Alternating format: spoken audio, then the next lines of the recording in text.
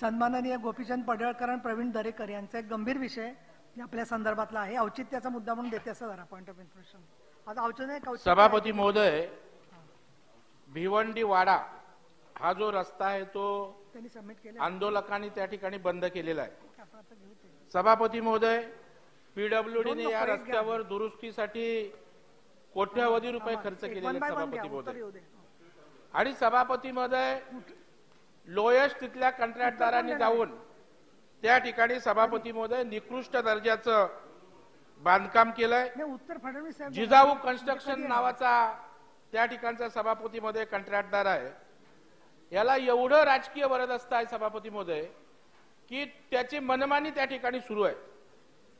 सभापती महोदय, आपण बघाल वज्रेश्वरी तालुका भिवंडी जिल्हा ठाणे येथील भिवंडी वाडा मार्गाच्या निकृष्ट दर्जाच्या कामावर त्या ठिकाणी मोठे खड्डे पडलेले आहेत आणि आकाश जाधव हा 22 वर्षाच्या तरुणाचा या ठिकाणी मृत्यू झालेला, अपघात झालेला आहे.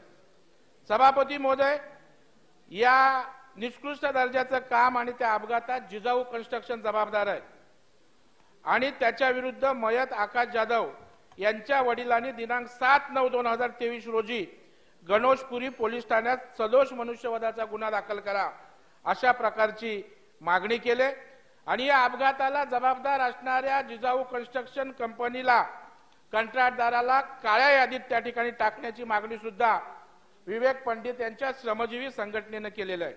आज सभापती महोदय, त्या ठिकाणी रस्त्यावर गावातील नागरिकांनी रस्ता अडवलाय, आंदोलन करून ठेकेदारावर कारवाईची मागणी करतात सभापती महोदय.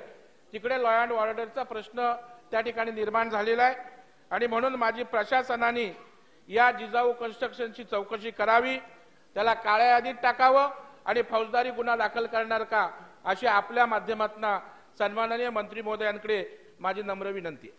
सन्माननीय गोपीचंद पडळकर. सभापती महोदय, हाच विषय सभागृहाच्या लक्षात आणून द्यायचा होता आणि माननीय दरेकर साहेबांनी आणून दिलाय. मंत्री महोदयांना माझी विनंती आहे की आपण या बाबतीमध्ये या कंपनीला काळ्या यादीमध्ये टाकण्याची घोषणा केली तर बरं. सन्माननीय सभापती महोदय, खरं तर आज या संदर्भामध्ये त्या रस्त्यावरती काही संघटना हे आंदोलन करतायत आणि टीव्हीवरती ती बातमी झळकत असताना त्या संदर्भातली पूर्ण माहिती ही डिपार्टमेंटकडून घेण्याचा प्रयत्न केला.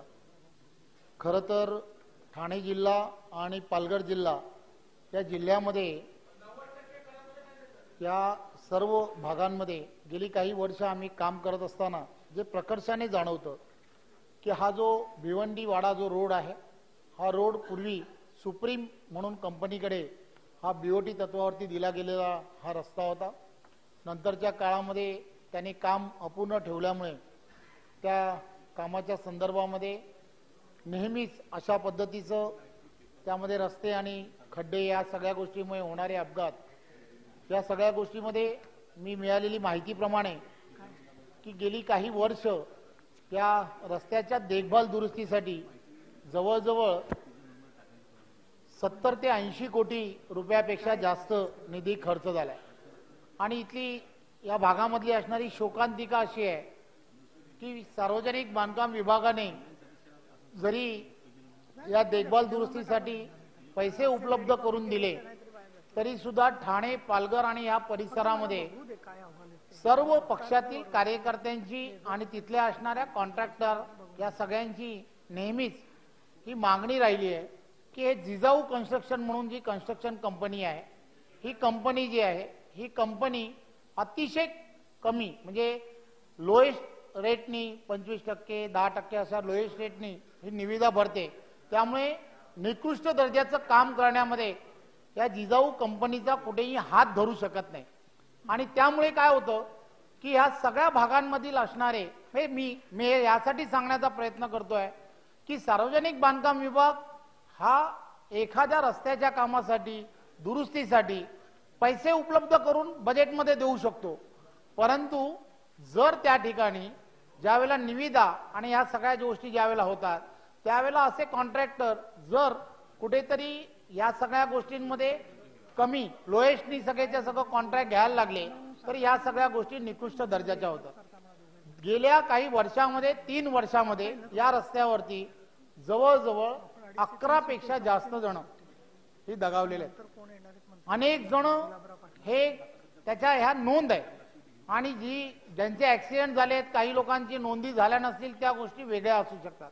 अनेक संघटना या संदर्भामधले आंदोलनही करतायत.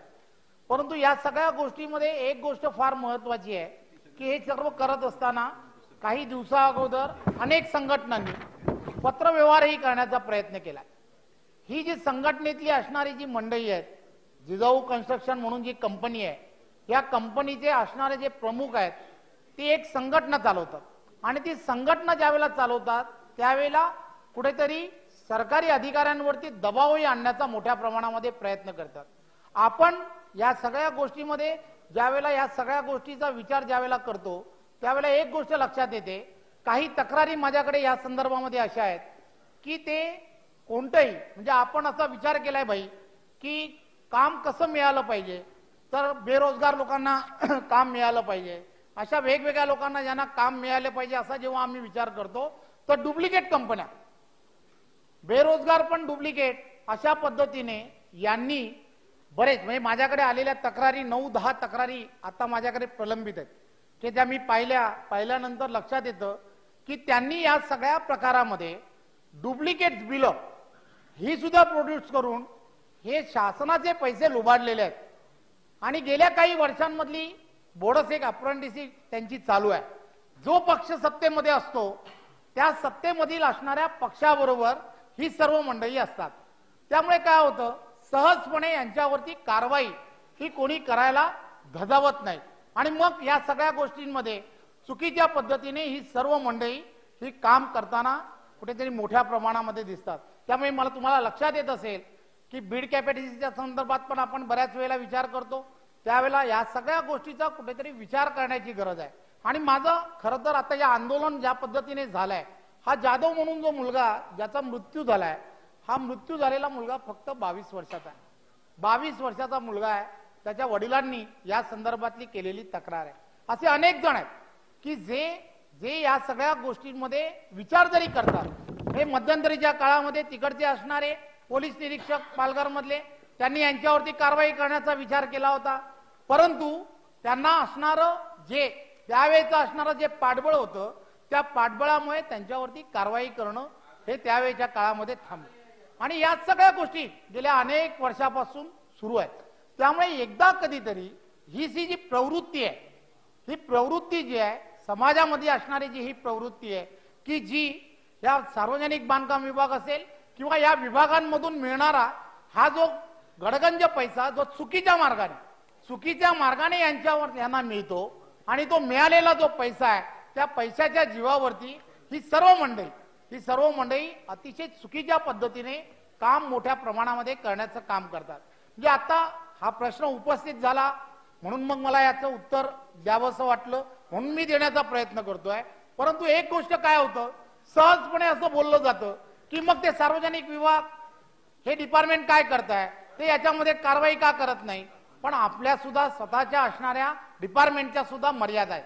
म्हणून माझी विनंती आहे की या सर्व गोष्टीची चौकशी होणं एवढं गरजेचं आहे आणि ही चौकशी SITच्याच माध्यमातून झाली पाहिजे. कारण काय की जर एखादा कॉन्ट्रॅक्टर चुकीची बिलं एखाद्याला डिपार्टमेंटमध्ये प्रोड्यूस करत असेल तर ते डिपार्टमेंट मधले असणारे पण त्यावेळेचे अधिकारी की ज्या अधिकाऱ्यांनी काहीही न तपासता जर त्यांना बिलं दिली असतील तर ते सुद्धा अतिशय चुकीचं आहे. त्यामुळे या सगळ्या प्रवृत्ती ही चैन आहे, ही पूर्णच्या पूर्ण एक चैन आहे. अधिकारी वर्ग आणि ही सगळीच्या सगळ्या मंडळींची असणारी कदाचित असणारी चैन आहे. त्यामुळे या सगळ्या प्रवृत्ती ज्या आहेत त्या प्रवृत्ती वाढल्या आहेत. आणि हा जो रस्ता जो आहे भिवंडी वाडा रस्ता हा एवढा चर्चित रस्ता आहे की एक महिन्यामध्ये त्या ठिकाणी आंदोलनं ही होतच असतात. हा रस्ता जो आहे त्याची लांबी एवढी कमी आहे असताना सुद्धा तो असणारा शॉर्टकट जरी रस्ता असेल तरी त्याला एक दीड तास त्या रस्त्याने प्रवास करावासा वाटतो. करताना लोकांचे एकदम नाकेने होतात. 2 जिल्ह्यांना जोडणारा हा रस्ता आहे, पालघर ठाणा त्या 2 जिल्ह्यांना जोडणारा रस्ता आहे. त्यामुळे आज हा प्रश्न उपस्थित झालाय. तिकडचे असणारे आंदोलक जे आहेत ते रस्त्यावरती आलेत. माझी स्वतःची सार्वजनिक बांधकाम विभाग म्हणून माझी पूर्णच्या पूर्ण मला असं वाटतं की या सर्व गोष्टीमध्ये मी सुद्धा आदरणीय मुख्यमंत्र्यांशी बोलणार आहे. कारण SIT लावायची जर असेल तर मॅडम आपण सर्वजण हे लावू शकता, मला ती लावता येणार नाही.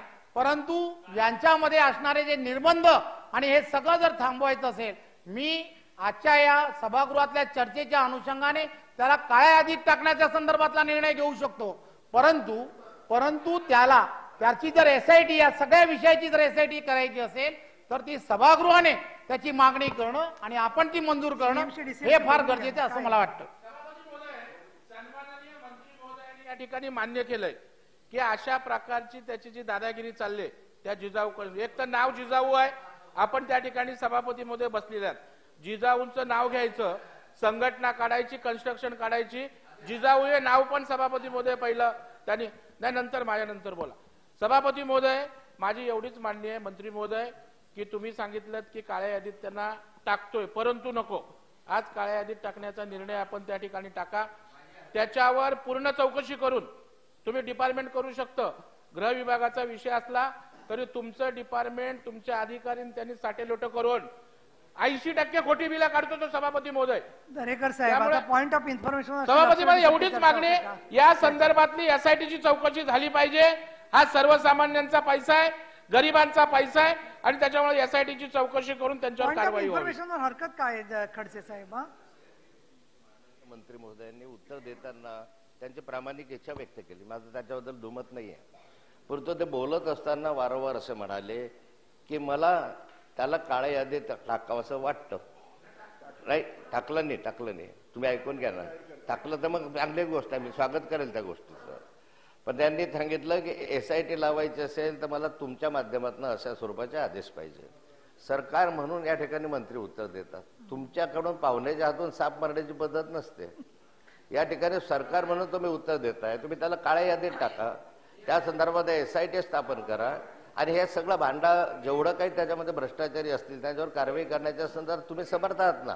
सभागृहाकडून करा असं कशाला माहिती, याची मला हरकत आहे.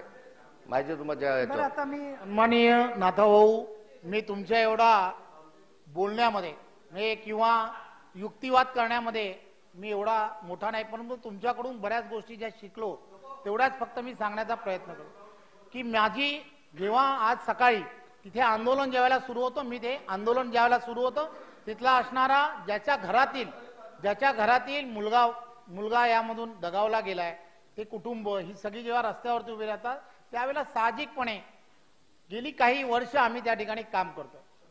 त्या भागातील सर्व लोकप्रतिनिधी हे तुम्हाला याच सर्व गोष्टी सांगतील की हे चुकीच्या पद्धतीने काम करतायत.